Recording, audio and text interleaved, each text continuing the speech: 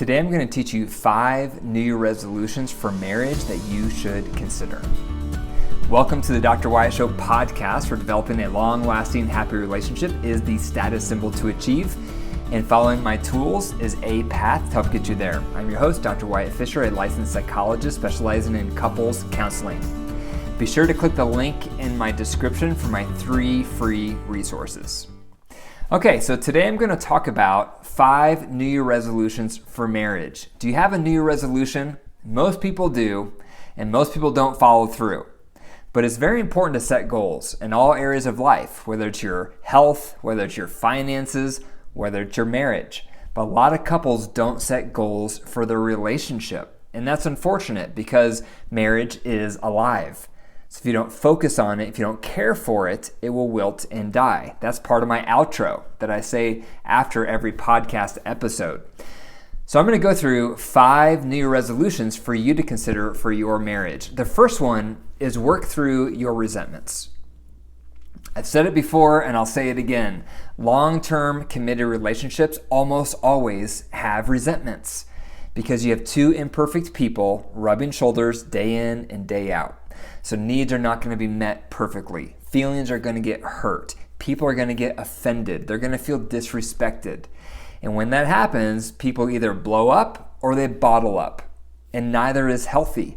And so often we get stuck with these resentments that we feel in our relationship. And when you have active resentments, nothing else goes well. It creates a clog in the pipes of your relationship. Think about your toilet. When your toilet gets clogged, not only is it disgusting, but the water won't flow. So you have to get out the plunger, unclog the clog, whatever's blocking the flow of water, and then the water can start flowing through the toilet again. Marriage is like that. Marriage is not a toilet. That's not what I'm trying to say. But what I am saying is that love is like water. And when you have a block in that water, the love cannot flow. And that block is resentments. That's why all couples I see in my practice, we always begin with resentments. I have them make a list when I first see them in the first session of their top resentments. And then we work through one resentment at a time with the Reunite tool to help them learn the Reunite tool while they're working through their resentments. I start there every time because I've learned again and again that nothing else goes well until you resolve resentments. How many resentments do you have in your heart toward your partner? Some common categories might be finances, intimacy, emotional closeness, conflict resolution style, uneven workload, in-laws, parenting. The list goes on. And the main thing is that you are spending time working through those resentments with your partner. That's why I created the Reunite tool. Google Reunite tool. You'll see the article pop up. I just revised it a few days ago, so if you've seen it before, make sure you look at the article again for the new and improved Reunite tool. Basically, I added to the tool all the things I would tell couples in session. Now it's in the tool. So that tool is designed to help you and your partner work through your resentments. If you find that you can't work through your resentments with the Reunite tool on your own, go to my website, drwyattfisher.com, click on coaching, and you can get a session with one of my coaches to help you. But that's where I would begin. For your New Year resolution for your marriage, start by resolving your resentments. Talk to your partner about what resentments you have, what resentments they have, and then be intentional this year to work through those. The second goal for your New Year resolution is increase your emotional intimacy. You can't do that unless you first work through your resentments. You can't feel emotionally close with someone you have resentment towards. That's why resentments come first. But once you've tackled those resentments, now it's time to cultivate your emotional intimacy. And I recommend the head-heart check for this. The head-heart check is where you get in a rhythm more days than not, where you ask your partner, what's been on your head and heart? Now, before you ask that question, make sure you know what's been on your head and heart. And that just takes a few moments. Some of us aren't very good with knowing off the top of our head what we've been feeling throughout the day. I have to work at this. Before my wife and I do our head and heart, I have to think for a few moments, what have I been feeling throughout the day? Was I mad? Was I sad? Was I glad? Was I fearful? and why. And if I can think about that and consolidate what I've been feeling and the possible reasons, when my wife and I have our head heart check, I'm going to have more to share.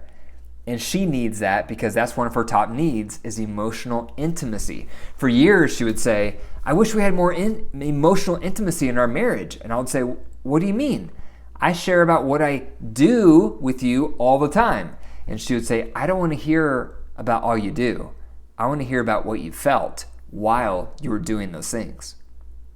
It's been a growth area for me. I've had to think about, what do I feel? Because I don't live in my feelings. I'm much more action-oriented and left-brained, and so I've had to work on getting more in touch with what have I been feeling, and how can I use feeling words to share about my day. And as I've gotten better at that, it's helped my wife feel closer with me. So the head heart check, you just take turns asking each other what's been on your head and heart. There's 2 ground rules. The first ground rule is you can't say anything negative about your partner. If you do, they're going to get defensive, and the head heart check is not going to feel like safe time to share. This is about anything you want to talk about with the rest of your life. Maybe it's your work, maybe it's your finances, maybe it's your kids, maybe it's your friends, your hobbies. You talk about all of those things. This is not time to talk about anything negative about your partner. The second ground rule is you cannot give advice unless your partner asks you for it. Therefore, all you can provide is empathy. Some common empathy statements to master are, that sucks, or no wonder you feel like that, or it makes sense you would feel X because of Y. When you empathize, that creates safety for your partner to feel supported, and it conveys to them that it's safe to share, so they're going to open up more. So that's the head heart check. That's the primary way I encourage couples to cultivate emotional intimacy. All of us are changing. Every day we have new things that are making us feel different things. And unless you have a method to stay updated with your partner, you're going to get outdated. So the head heart check is a great way to stay updated, and that should be a New Year resolution for your marriage moving forward. Are you enjoying the episode today, but you want to go deeper? If so, consider joining my membership, Matrimony. Matrimony provides 4 things. First, you'll gain access to me once a week for live Q&A to get all your questions answered. 2, you'll gain access to my best resources to start building your relationship. 3rd, you'll gain access to my private community of other couples. And 4th, you'll gain access to my deep dive, where once a week I go into deeper detail on the podcast for the week. To learn more, click the link in the description. The 3rd New Year resolution for marriage to consider is increase your constructive feedback. That may sound like a strange one. Why would you want to increase constructive feedback? The reason is because you probably bottle it up, because you don't want to start a fight. You don't want your partner to get defensive. But then what happens? You have these negative feelings inside of you that go unaddressed. And that then eventually makes you passive aggressive, or makes you antagonistic, or maybe you get contemptuous, or it builds up and then you blow up and have a big fight. And so for that to not occur, for that to not turn into resentment, you need to increase how frequently you share constructive feedback. Things that bother you, things that hurt your feelings, things that rub you the wrong way. And I recommend the bullseye question for this. And the bullseye question is where once a day, or at least more days than not, you ask your partner, what's one thing I did right today? And what's one thing I could have done better?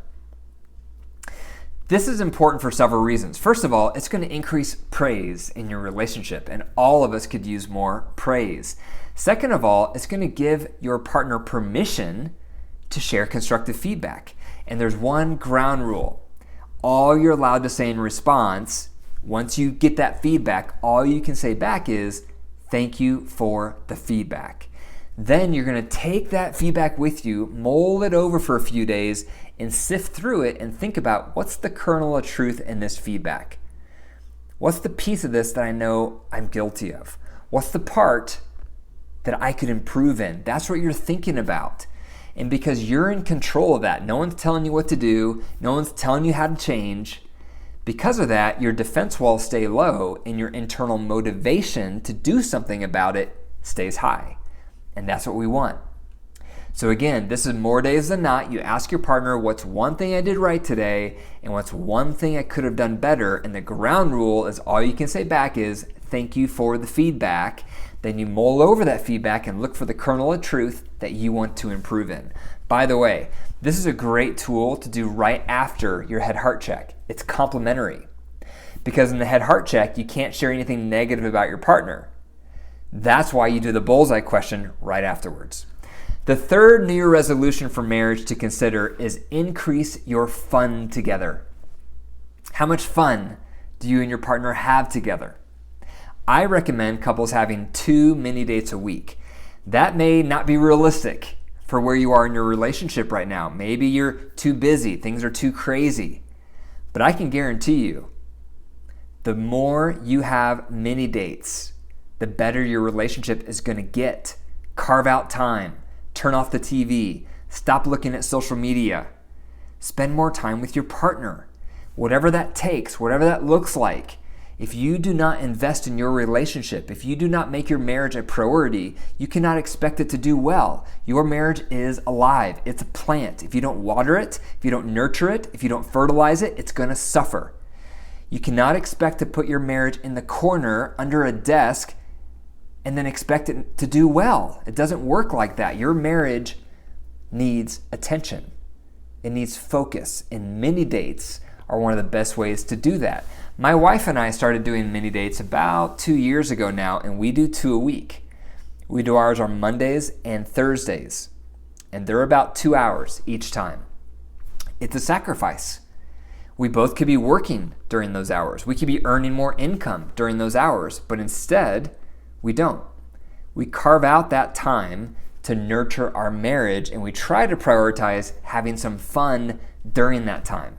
So sometimes we go on a bike ride together. Sometimes we go on a hike together. Sometimes we'll play a card game together. Sometimes we'll work in the yard together because we love gardening. It varies, but it's greatly improved our marriage because we are carving out quality time, fun time together on a regular basis, and you need to do the same. The fifth thing to consider for a New Year resolution for your marriage is increasing your physical intimacy. How often do you and your partner touch?